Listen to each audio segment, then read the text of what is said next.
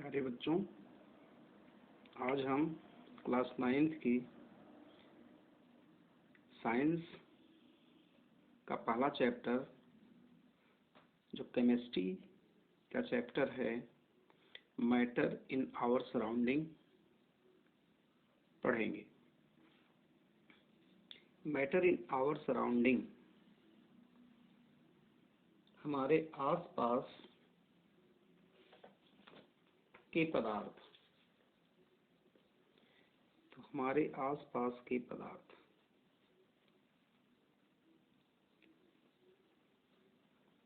पदार्थ का मतलब क्या होता है?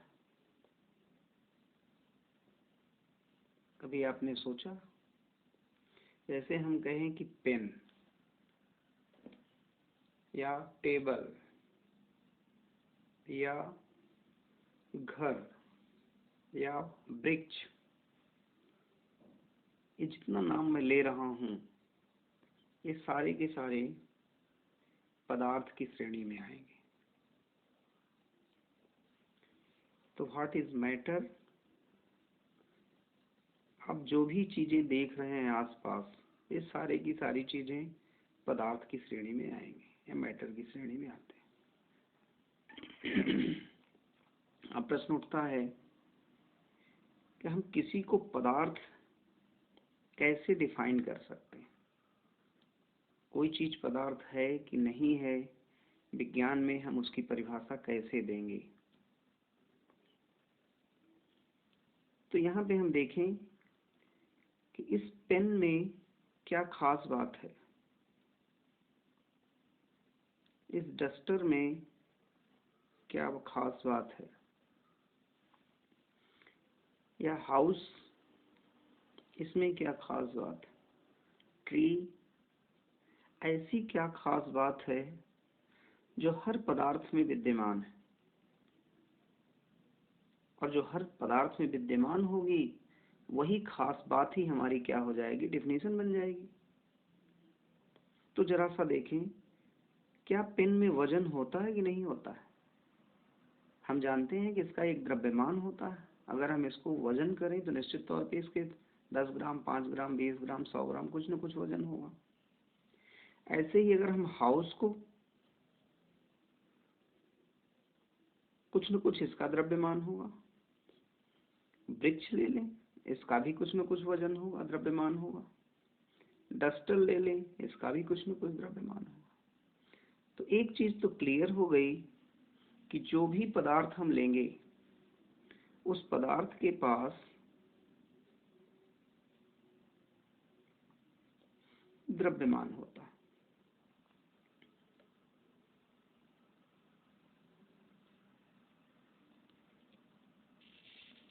दूसरी चीज देखते हैं क्या है। जहां पे हम पेन रखेंगे, पेन, तो ये कुछ स्थान घेर रही है कि नहीं घेर रही है? आप देख रहे होंगे यह जो पेन रखा गया है ये इस व्हाइट शीट का कुछ एरिया ढक लेता है, तो निश्चित तौर पे यह स्थान घेर रहा है। ऐसे ही यदि हम किसी अन्य वस्तु को रखें तो जहां पे भी वह वस्तु रखी जाती है वह कुछ न कुछ स्थान जरूर घेरती है। डस्टर रखेंगे तो डस्टर भी कुछ न कुछ स्थान घेर लेगा।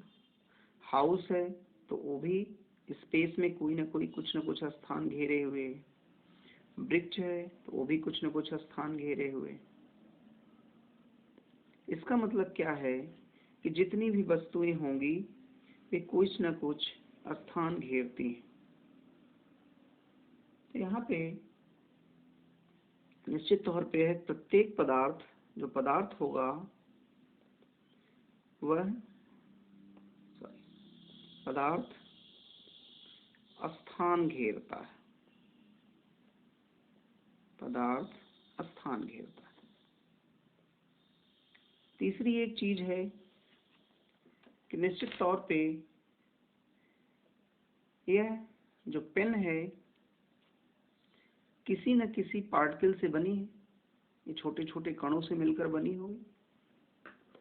ऐसे ही अगर हम स्केच की कवर ले लें, यह कैप भी छोटे छोटे पार्टिकल से बनी। अगर हमें देखना हो तो आप छोटा सा एक चाक का टुकड़ा ले सकते हैं। उस चाक के टुकड़े को तोड़िए, जो आप देखेंगे छोटा सा छोटा करते जाइए, छोटे छोटे कणों में टूट जाता है। ऐसे ही आप पेड़ को लेते हैं, वृक्ष है, सूख जाने के बाद आप जानते हैं जब बढ़ई के यहाँ जाती है और जब उसको काटा जाता है छोटे छोटे बुरादे उसमें से गिरने लगते हैं। इसका मतलब ये छोटे छोटे कणों से मिलके बने।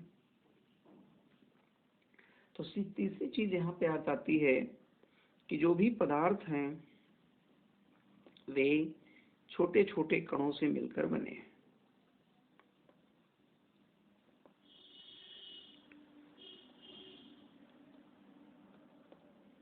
अब ये 3 प्रॉपर्टीज ऐसी आपको दिख रही हैं जो हाउस में भी है, ट्री में भी है, पेन में भी है, डस्टर में भी है। जितनी भी चीजें आपके आसपास दिखाई दे रही हैं उन सारी चीजों में ये 3 विशेषताएं जरूर विद्यमान है। तो अब हम इसी को पदार्थ की परिभाषा के रूप में ले लें। तो अगर यह प्रश्न रहे कि व्हाट इज मैटर, तो ये जो हमने यहाँ पे देखा यही चीज हम परिभाषा के रूप में लिख सकते हैं। जैसे व्हाट इज मैटर, तो matter is the substance which have mass and occupies space and it is made up of tiny particles।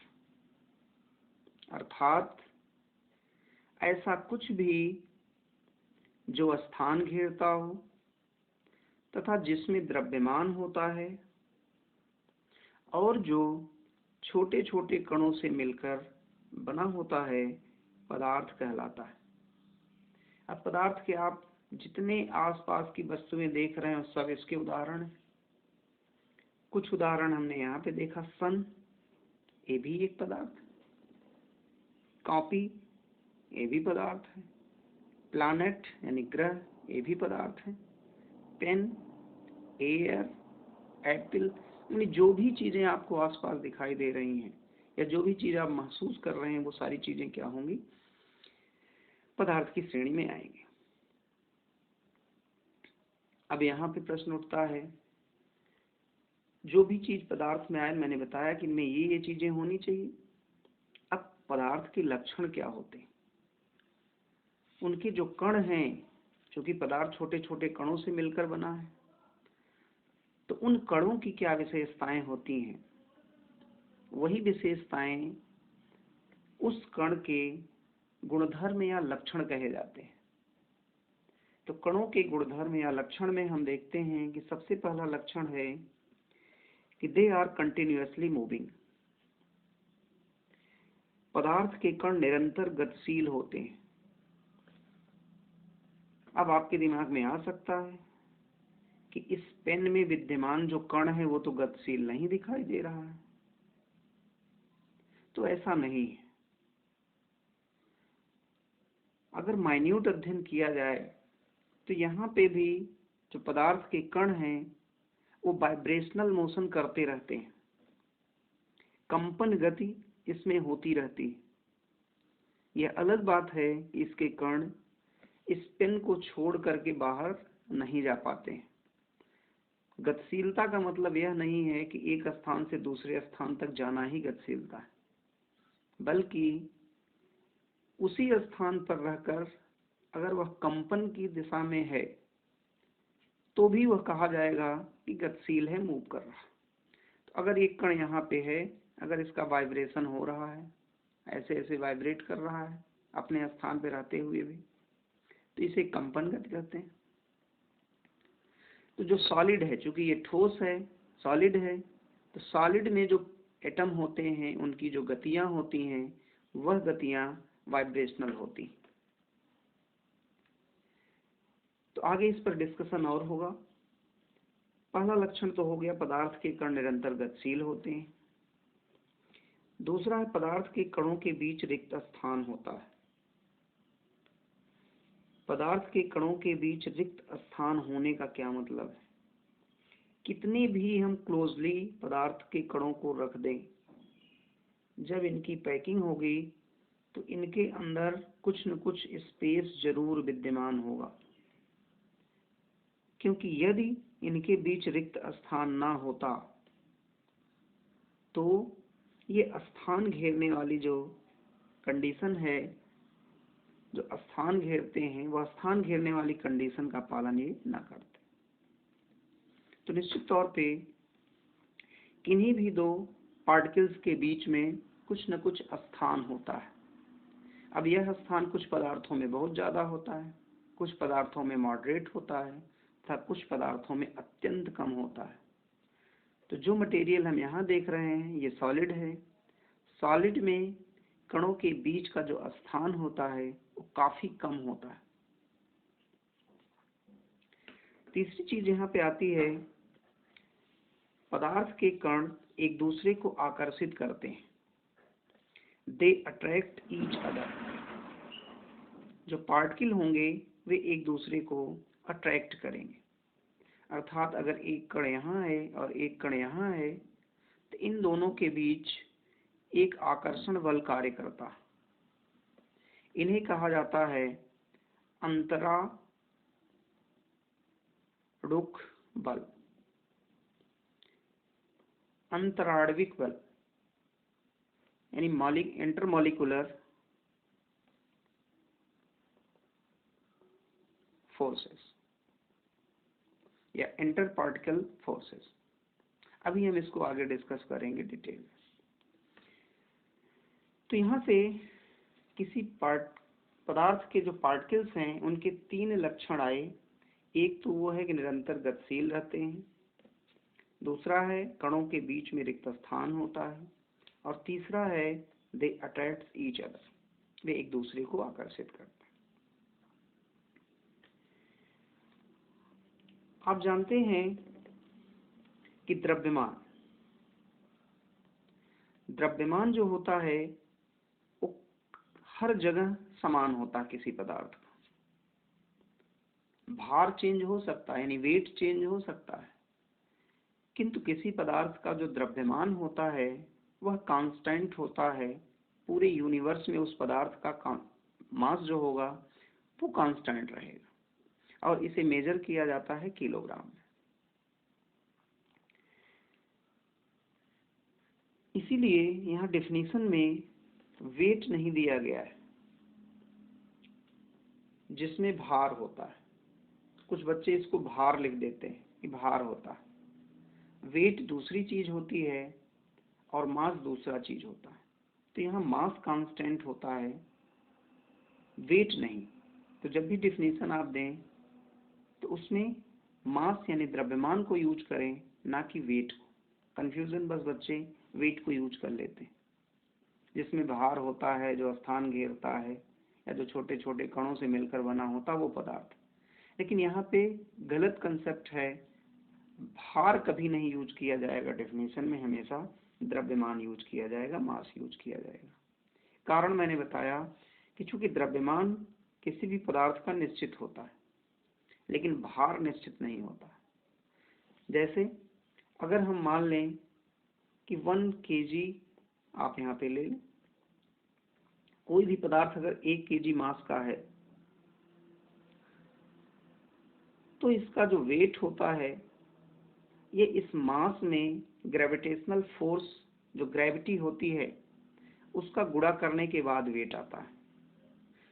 अब मास तो कांस्टेंट है हर जगह, लेकिन अगर जी का इसमें मल्टीप्लिकेशन कर दिया जाएगा, आगे हम इसको पढ़ेंगे जब गुरुत्वाकर्षण पढ़ेंगे तो फिजिक्स में, तो जी से जब मल्टीप्लाई कर दिया जाता है तो अब वेट जो डिपेंड करता है उस वस्तु की स्थान की जहां पर आप मास वेट निकाल रहे हों उसकी ग्रेविटी पर निर्भरता करती है। यदि हम यहाँ पे ग्रेविटी निकालेंगे तो निश्चित तौर पे भार कुछ और होगा। अगर हम चंद्रमा पे ले जाएंगे तो वहाँ की ग्रेविटी कुछ और होती है। बृहस्पति पे ले जाएंगे तो वहाँ ग्रेविटी कुछ और होती है। पृथ्वी पर ही अलग अलग स्थानों पर ग्रेविटी अलग होती है। विषुवत रेखा पर ग्रेविटी कुछ और हुई, पोल पर जाने पर इसकी ग्रेविटी कुछ और हो जाती है।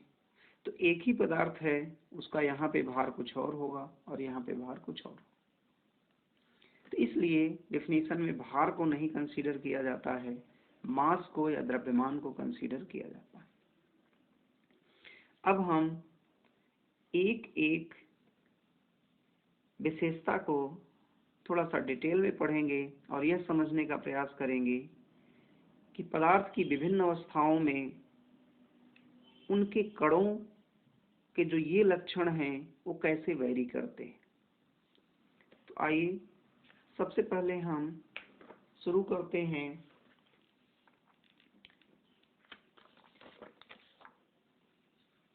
Particles of matter are continuously moving. कणों के गुणधर्म हम पदार्थ की विभिन्न अवस्थाओं के संदर्भ में देखते हैं। तो पहली विशेषता थी particles of matter are continuously moving. Particles of matter continuously moving, ऐसा क्यों होता है? कंटिन्यूअसली व निरंतर गतिशील क्यों रह जाते हैं, क्यों रह पाते हैं? क्योंकि उन कणों के पास एक काइनेटिक एनर्जी होती है, जिसे हिंदी में गतिज ऊर्जा कहते हैं।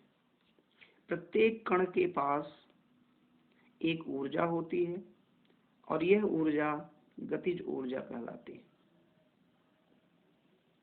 इस गतिज ऊर्जा के विद्यमान होने के कारण जो पार्टिकल होता है वह लगातार मूवमेंट करता रहता है, लगातार गतिशील रहता है। अब यह गतिशील है कि नहीं है, अगर हम इसका उदाहरण आपसे को देखें अपने दैनिक जीवन में, कैसे हम सिद्ध कर पाएंगे कि कण जो है वो गतिशील होते हैं, उनके पास गतिज ऊर्जा होती है। अगर हम एक ले लें, ग्लास ले लें या बीकर ले लें, इस बीकर में हम पानी भर दें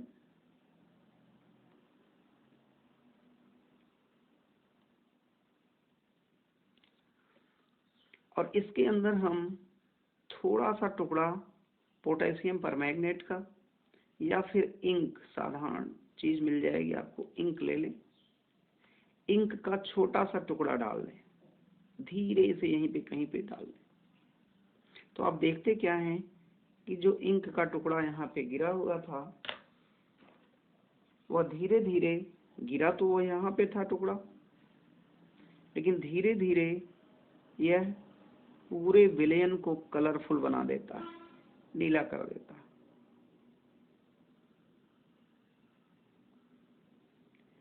तो टुकड़ा तो यहाँ पड़ा था, यह पूरे जल को नीला कैसे बना दिया, क्यों बना दिया? यह इसलिए संभव हो पाया कि जब यहाँ पे इंक जो सॉलिड था यहाँ गिरा तो इस पानी में घुल गया, और घुलने के बाद जो इंक के छोटे छोटे कण थे वो एक स्थान से दूसरे स्थान तक गए, और जब इस स्थान से दूसरे स्थान तक गए तो जहां जहां ये गए वहां वहां पानी का कलर चेंज कर दिए। तो निश्चित तौर पे अगर पूरे पानी का कलर चेंज हो रहा है तो यह सिद्ध करता है कि जो इंक के कण हैं वे निश्चित तौर पे इस पानी के अंदर गतिशील रहे होंगे, मूवमेंट किया होगा। तो इस प्रकार देख रहे हैं कि हम कि पदार्थ के कण निरंतर गतिशील रहते हैं। ये ऐसा इसलिए होता है क्योंकि उनके पास गतिज ऊर्जा विद्यमान होती है। आगे हम इस पर जब स्टेट ऑफ मैटर पढ़ेंगे तो और थोड़ा सा गतिज ऊर्जा के बारे में, ये कैसे चेंज होता है, इसकी क्या विशेषताएं, ये सब हम डिस्कस करेंगे। अब चूंकि गतिज ऊर्जा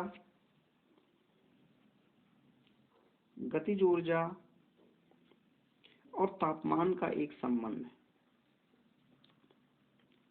जैसे जैसे हम तापमान बढ़ाते हैं वैसे वैसे गतिज ऊर्जा बढ़ती जाती है। इसको एक व्यावहारिक उदाहरण से आप देख सकते हैं। आप पानी को रखते हैं, इसको नीचे से गर्म करते हैं, तो शुरू शुरू में आप देखते होंगे जो यहाँ पे मूवमेंट है वो कम दिखाई देता है। इस पानी में अगर मान लीजिए छोटा सा कुछ कण विद्यमान है, ये किसी सॉलिड मटेरियल का आप कण या फिर किसी वनस्पति का छोटा सा टुकड़ा इसमें डाल दें या बुरादा डाल दें, तो जब तक ये गर्म नहीं हुआ है तब तक यह एक स्थान पे पड़ा रहेगा। जैसे जैसे इसमें टेम्परेचर बढ़ाते हैं वैसे वैसे देखते हैं यह टुकड़ा इधर से इधर, इधर से इधर, इधर से इधर गतिशील हो जाता है। इस ढंग से मूवमेंट करने लगता है। तो ये क्या सिद्ध करता है कि जैसे ही तापमान में वृद्धि हुई इस पार्टिकल की काइनेटिक एनर्जी, गतिज ऊर्जा में वृद्धि हुई। तो ताप बढ़ने पर गतिज ऊर्जा में वृद्धि होती है, जिसके कारण कणों की जो गतिशीलता होती है वो बढ़ जाती है। अब प्रश्न उठता है कणों की गतिशीलता किन में ज्यादा होती है, किसमें कम होती है। तो हम जिस स्तर पे हैं अभी हम पदार्थ की 3 अवस्थाएं तो जानते ही हैं, एक द्रव, दूसरा ठोस और तीसरा gas, solid, liquid and gaseous. तो पार्टिकल्स का जो मूवमेंट होता है वो सबसे कम सॉलिड में होता है, ठोस में सबसे कम मूवमेंट होता है, मिनिमम इन सॉलिड्स। सॉलिड की तुलना में लिक्विड में ज्यादा होता है या मॉडरेट होता है। तो मोर इन लिक्विड, सबसे कम सॉलिड में, उससे अधिक लिक्विड में, और सबसे अधिक मूवमेंट होता है गैसियस फेज में। तो गैसों में कणों की जो गतिशीलता होती है वह सबसे अधिक होती है। टेम्परेचर बढ़ाने पर मैंने बताया कि कणों की गतिशीलता बढ़ जाती है। एक और उदाहरण से हम इसको समझ सकते हैं। यदि हम पानी ले लें, इसमें हम नमक डाल दें, पानी लेकर के इसमें छोटा सा नमक का टुकड़ा डाल देते हैं, तो निश्चित तौर पे नमक का पानी में घुलने में कुछ समय लगता है। किंतु यदि हम पानी को गर्म कर दें और नमक तब डालें तो घुलने में समय कम लगता है। तो घुलने में समय कम क्यों लगा? क्योंकि इस समय जो पार्टिकल्स थे उनकी मूवमेंट बढ़ गई। जब पार्टिकल्स की गतिशीलता बढ़ जाएगी तो पूरे विलयन में तेजी से ये घुल जाएंगे। तो तापमान वृद्धि का पार्टिकल्स की गतिशीलता पर क्या प्रभाव पड़ता है, हमने यहाँ पे डिस्कस किया कि जैसे जैसे तापमान में वृद्धि होती है पार्टिकल्स के मूवमेंट या उसकी गतिशीलता बढ़ती जाती। तो बस आज यहीं तक। अगले वीडियो में हम कणों के दूसरे गुणधर्म तथा उससे जुड़ी हुई चीजों पर अध्ययन करेंगे। Thank you.